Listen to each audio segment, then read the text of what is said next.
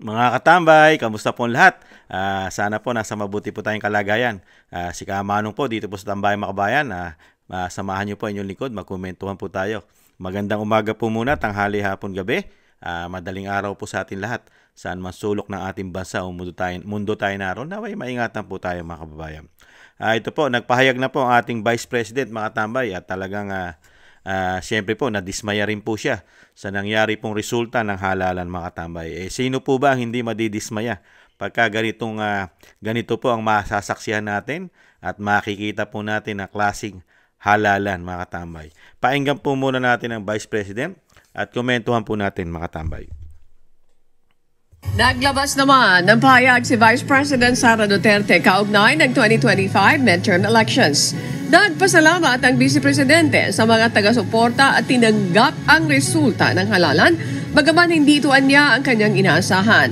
3 lamang mula sa PDP laban slate ang pasok sa Magic 12, kabilang na si Senator Bongo, Senator Bato de la Rosa at Representative Rodante Marcoleta. Nakasama din sa top 12 sina Senator Amy Marcos at Camille Villar na kapwa inendorso ng pangalawang Pangulo. Hinimok din ni VP Sara ang publiko na maging bahagi ng isang malakas at may prinsipyong oposisyon. Yan po mga tambay. Talaga pong ang Vice President ay hindi niya po talaga magugustuhan ang naging resulta mga tambay. Pero sa kabila nun, mga kabayan, talagang lumabas na po talaga ang resulta. At talagang ang Vice President ay tingnan po natin kung ano po masusunod na gagawin po ng Vice President mga tambay. At talagang sinabi naman niya yung pagiging matatag, siyempre po na oposisyon. Alam naman po natin pare-parehas mga kababayan na nangyari po talaga na talagang hindi po natin nagustuhan ang resulta, di po ba? Dahil napakarami pong naging anomalya itong halalan na ito. Dahil yung nakita naman natin talaga na yung mga binoto natin, karamihan po, napakarami po na lumalabas ay hindi po talaga yung ating binoto. At yun po ang nangyari. Dahil po ngayon, nakita po natin sa bilangan, talagang nangunguna po halos ang hindi po matanggap natin na hindi man lang po ito pinag-uusapan halos mga tambay, lalong-lalo po si Bam Aquino mga tambay, si Pangilinan, si asawa ni nung artista mga tambay, si Kiko Pangilinan, di po ba? Nakita niyo po 'yon, Aquino. Nangunguna, pumapangalawa pa si Aquino, panglima pa si Pangilinan, si Tulfo, si Sylvester Stallone po mga tambay, yung may prod at nagpalit ng pangalan sa Amerika mga tambay. Biruin niyo po 'yon. At nahandyan pa po sila Lacson, Soto, Cayetano, Lapid, Marcos, tapos yung Tulfo. 2 Tulfo halos, mga tambay. At diyan ka magtataka, mga kabayan. Halos lahat po ay puro po pambato na po ng alyansa po, mga tambay. Kung titingnan po natin, katulad po nito, yung 1 to 5. Di po ba? Makikita nyo po yung 1 to 5. Nahandyan po lang yung sa PDP laban, mga tambay. Si Senator Go at Senator Bato. At si Attorney Marcoleta po ay pumapang-anim po mga tambay, tibo ba? Ayan po pumapang-anim siya. Tapos halos na po dito, puro alyansa na po.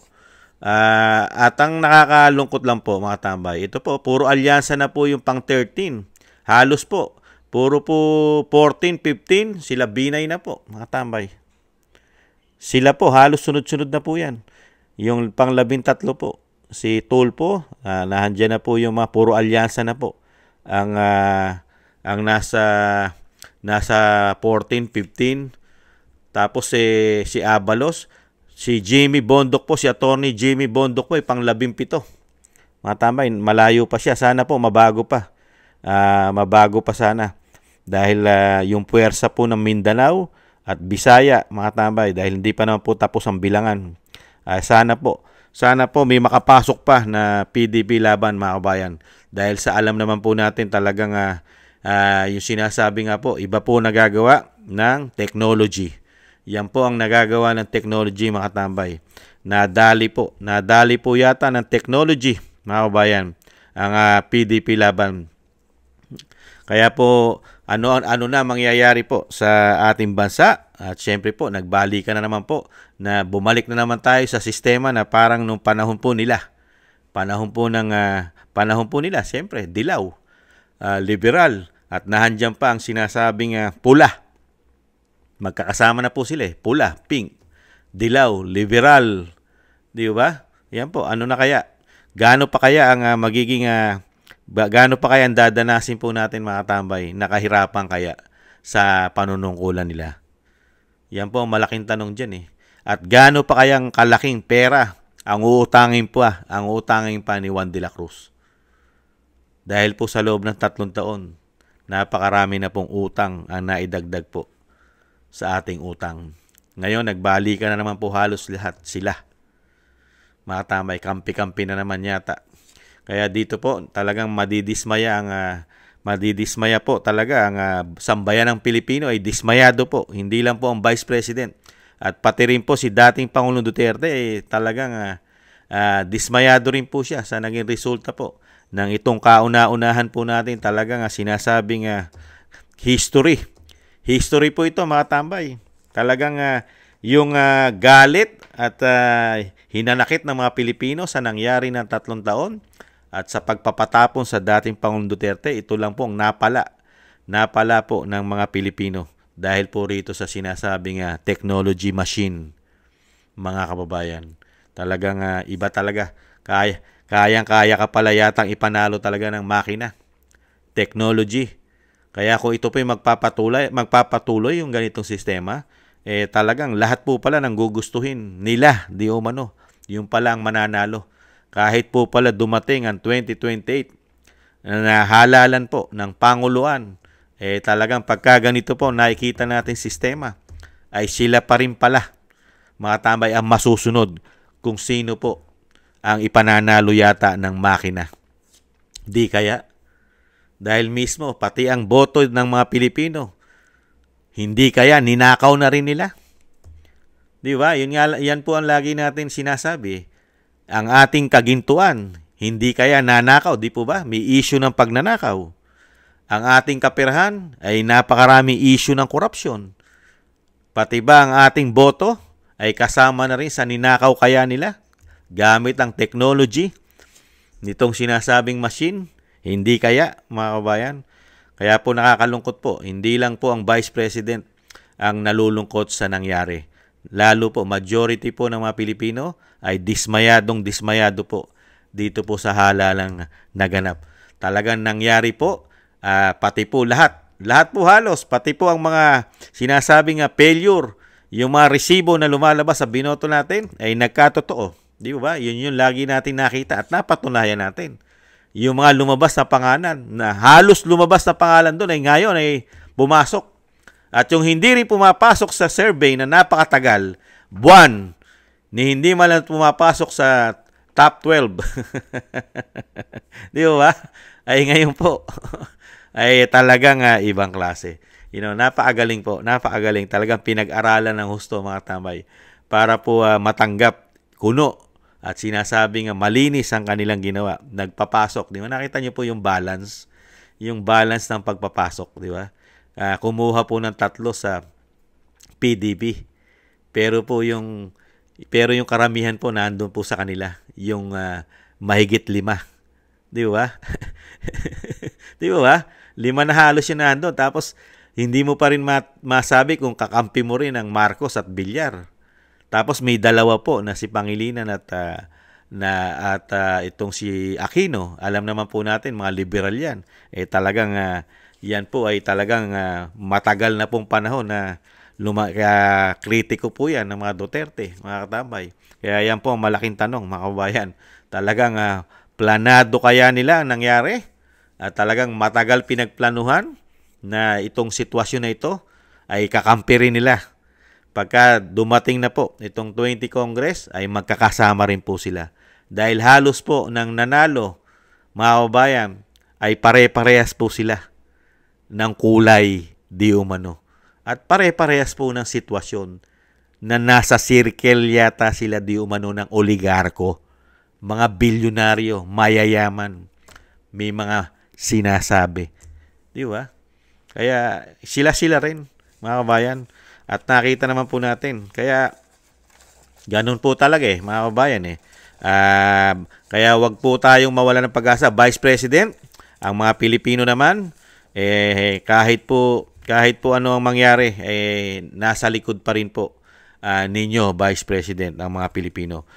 Siyempre po, kayo lang din po, at siyempre po ang dating Pangulong Duterte, at siyempre po ang mga Pilipino ay lagi pong nakamasid po sa bawat galaw at kilos nyo, Vice President. At siyempre po kami umaasa pa rin kung ano ang magiging talagang mangyayari sa mga darating na araw. Lalong-lalo po siyempre sa ating bansa. Dahil napakahirap na po ng sitwasyon ng ating bansa. Dinala tayo ng 3 taon sa kahirapan. Tapos ang solusyon ay puro kaperahan at isang damukal na ayuda na nagamit pa sa politika. Mga kabayan, ngayon, ano kaya, mga tambay, ano pa kaya ang gagawin nilang proyekto sa atin, mga kababayan? Kaya nakakalungkot po. 3 lang halos ang PDP laban. Yung mga sinasabing pwede pa sana. Sana, malayo Ang pinakamalapit lang po si Attorney Bondok na pang-17. Mga kabayan, napakalayo na po. Nasa 20 plus na po. Sila Attorney Rodriguez, Attorney Lambino, Attorney Hinlo, mga tambay. Si Philip Salvador ay nasa pang-18 pa yata. Tapos si Pastor Kibuloy, malayo rin po. Kaya nakita nyo po yung pattern ng hagdan. Yung hagdan, mga kababayan. Kaya talagang pinagplanuhan po talaga yata nila, mga kababayan. Kaya hintayin po natin at mag-abang-abang po tayo sa mga update na mangyayari po, mga kababayan. At syempre po, yung mga pahayag po na mga sasabihin po ng mga kaalyado po ng Vice President at kaalyado po ng dating Pangulong Duterte, kung ano po ang gagawin po nila, kung sila po ba ay magpuprotesta, ipoprotesta po ba nila itong halalan na ito, na kung talagang po pwede sana, no? Kung tayo lang ang masusunod, talagang dapat talaga ang halalan bilangan, di ba? Di ba? Mano-mano ang halalan, di ba? Kasi isa ring napakahirap dayain ng mano-mano kasi pwede mong buksan ang balota, di ba? Ito, nandun po kontrolado po nila lahat ng makina mga tambay, kontrolado po nila at talagang technology, mga IT, mga expert IT ang talagang po pwedeng gumawa po niya ng mga hokos-hokos di umano, mga kababayan. Yan po mga tambay, ang update po ng Vice President na siya po ay talagang nadidismaya sa nangyari, pero sa bagkus man talagang umaasa pa rin naman po siya, mga kababayan, at nagpapasalamat po siya sa mga suporta po, mga kababayan. Thank you po. Bago po tayo magtapos, maraming salamat po sa ating mga subscribers. Thank you po. Ingat po kayo, mga katambay. Shoutout po. At thank you rin po sa mga nagbibigay po ng biyaya at tulong po sa inyo. Shoutout po Kingston 123 ng Hong Kong, Eric Hersio ng Canada, Jake Yahut 4531 ng Maisog, California, USA, Gina Ray 4531 ng Maisog, California, USA, si Gina Ray Solid DDS ng Berlin, Germany. Ayan. Tapos si Julieta Celona ng Sydney, Australia. Si Jem Aris ng United Arab Emirates, Jovelyn Watanabe ng Japan, ako si Pilam at si Annie Joe. Maraming salamat po sa mga biyaya po na inyong pinagkakaloob. Thank you po. Ingatan nawa po kayo, mga kabayan. At syempre po, thank you po sa mga gusto po ng Tambayang Makabayan sa YouTube at TikTok, at ganoon din po sa mga nagko-comment, like, share, and subscribe. At yung mga panalangin po, mga tambay, na maingatan po ang dating Pangulong Duterte. Sana po malagpasan niya po mga pinagdadaanan niya at makabalik pa po siya sa ating bansa, mga kabayan. At syempre po, maingatan din po ang Vice President sa nangyari po ngayong sitwasyon na hindi po natin pare-parehas na inaasahan na ganito po magiging resulta ng halalan. sana po mas lalo po sanang maingatan ang Vice President. Thank you po mga tambay. Paalam po. Nakakalungkot man po. Bye-bye.